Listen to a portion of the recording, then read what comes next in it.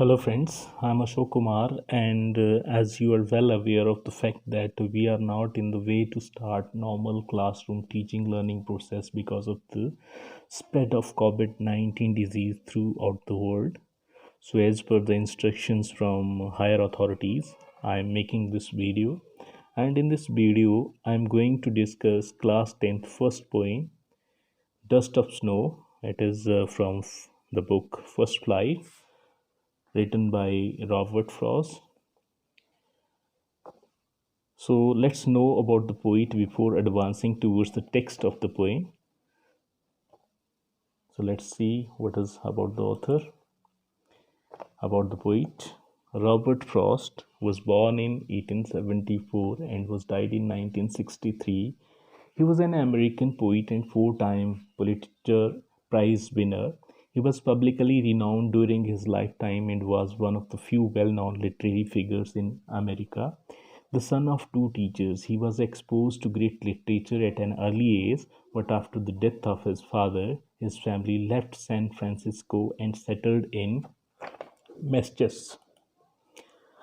Though he grew up in the city, his poetry was famous for its reflection of rural landscapes and capturing the realistic imagery and colloquial language of the northeastern countryside. Frost left Dartmouth College during his first semester, returned home to teach, and shortly afterwards his first poem was published. He attended Harvard College as well, but left to pursue a career in writing. Later, after establishing his literary clout, he taught at Amherst and Middlebury colleges. Dust of Snow. So this was something about the author. Now let us see what's there in the theme. Dust of Snow was published in the Pulitzer Prize winning volume of poetry New Hampshire. Frost uses a conventional AB rhyme scheme and omits adjectives or adverbs in the poem. This style elucidates the simplicity of the everyday occurrence, a crow taking flight from a tree branch, but most importantly, shows how such an innocuous section has gravity for the narrator, giving him a change of mood. Frost's uncanny ability to elicit deep meaning with colloquial and basic language is in full display in this poem. There is one word that Frost uses that pervades certain meaning throughout the rest of the poem, hemlock. We associate hemlock poison with death, specifically the Socrates' proverbial willful death in the Phaedo. Phaedo is the name of book. Socrates claims philosophy is ultimately a preparation for death. So this hemlock tree was mentioned there in Socrates' book Phaedo, and it symbolizes their willful death. So from there, the poet has taken this word also, but here he has uses this word differently.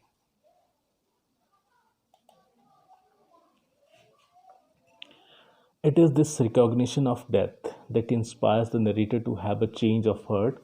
Once he realizes he is condemned to death, his deed takes on a whole new meaning. Moreover, the crow is a dark word and a symbol for death, as well as the dust imagery.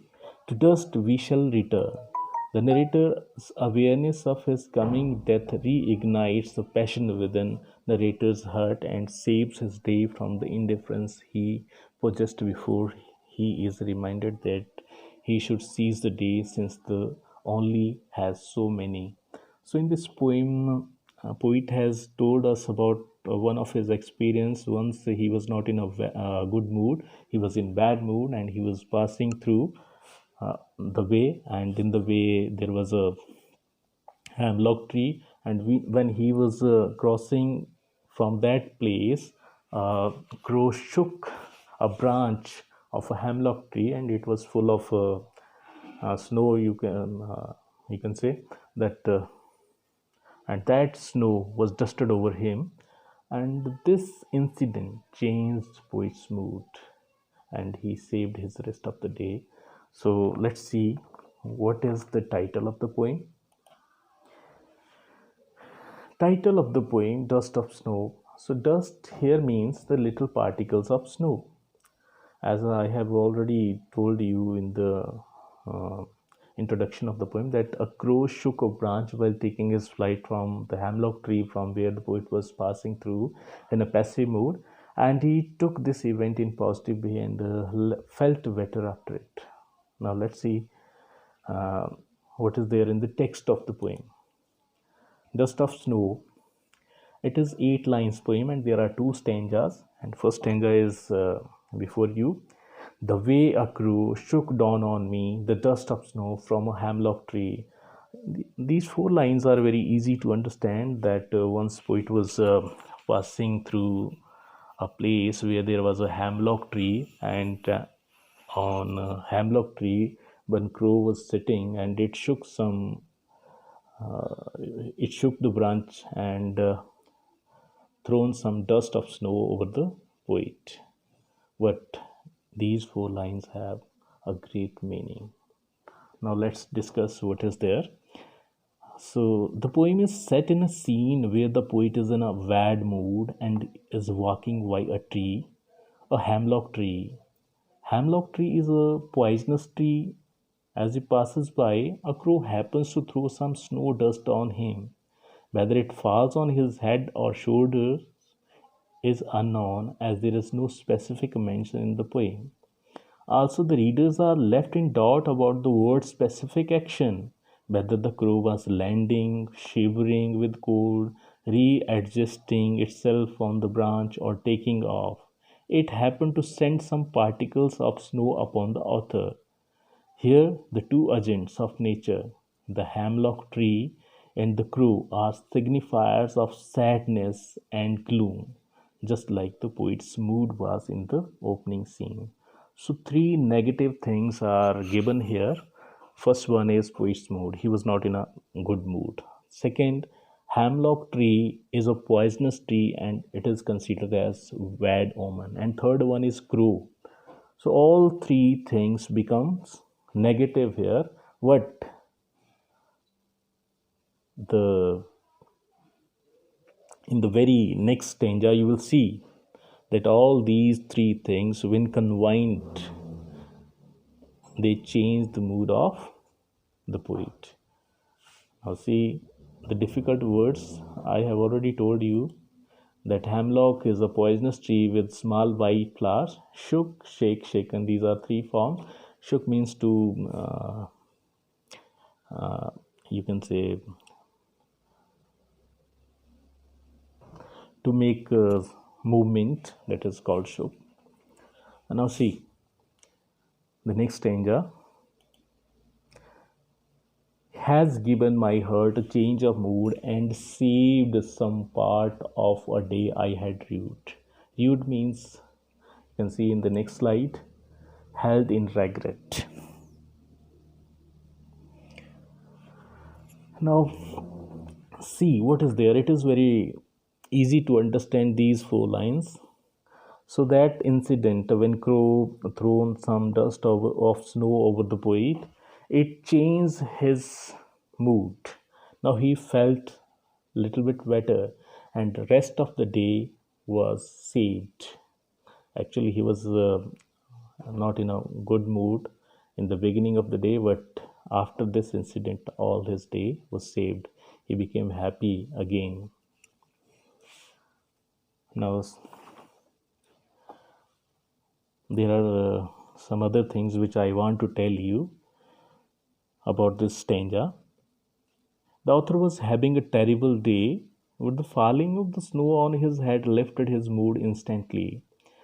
He had already spent his day in a bad mood, but the rest of it was saved by the crow and the hemlock tree. Means these the things, crow and hemlock tree, they change poet's mood. Generally, hemlock tree and crow are used for negative references, or you can say bad omens, but the poet used them beautifully to portray that inauspicious things can bring joy and happiness too. Means some negative things can be positive if you take them positive as positive. One must not take things for granted and should be open and accept whichever way the nature chooses to bless us. Means we should not be prejudiced that something is bad and it will happen bad with us if it will be in our way. So things which are considered negative or bad, they can sometimes be positive for us. So this was about the poem. Now let's see the literary devices. Now literary devices, in the beginning we will discuss rhyme scheme. So rhyme scheme is A B in the first stanza, and in the second stanza it is C D. Now I will tell you how you will identify the rhyme scheme. So in the first line you can see here crow in the end, and in the same way the third line snow. Crow and snow, they are rhyming words, and me and tree means in the end something is matching with me with tree. So if we will give crow the letter A, and to the snow also we will give A, and because these two are rhyming with each other we will give them V. So first stanza will be A B A V, and in the same way in the second stanza the rhyme scheme is C D and C D. Why it is so? Because crow, snow, me, tree, these are not matching with these four words. So we have to choose another word, and we have taken C for heart and part, and D for mood and root. So in this way, second stanza's rhyme scheme is C D C D. Next literary device is alliteration, the occurrence of the same letter or sound at the beginning of adjacent or closely connected words. Actually, the repetition of consonant sounds in adjacent or closely connected word, it is known as alliteration. So see, some instances are there. Has given my heart. H is repeated here twice. So here is alliteration. And in the second line also, saved some part. Saved and some, both are started with S. So here is also alliteration. Now see the next literary device, inversion. Inversion means when the structure of a sentence is changed by the poet to create rhyme, this poetic license is called inversion. In first stanza, inversion can be seen.